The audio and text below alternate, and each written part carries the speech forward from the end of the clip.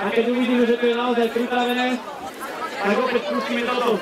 Odpočítavania uskutoční sa druhý ročník hromadného vypustenia lampiónov s týmto magickým dátumom 11.11.2011. Keď to sme to vôbec nie je ľahké, ale to strásny plná chuť, ale dostali sme sa v tejto hodine, v tejto dobe.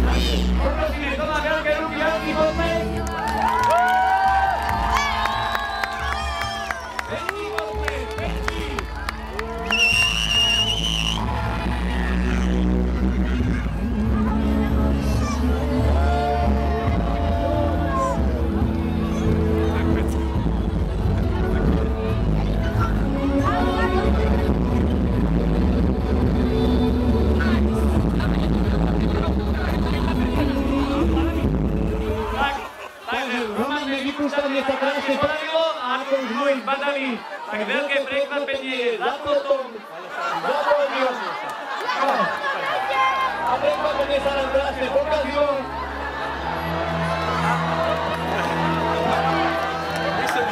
Je nám ľúto, myšlienka to bola pekná, robili sme čo sme mohli, ale o tejto...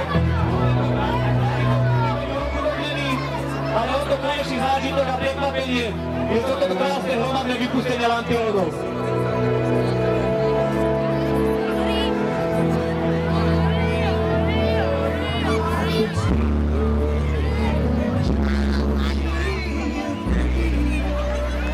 Tak prosím, keď ste tu toľko vydržali v tej zime a chlade, prochajte sa teraz s tým krásnym pohľadom.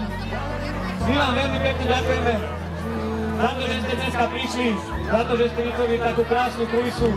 Ďakujeme za tento krásny zážitok, prosím, obrovský potlesk.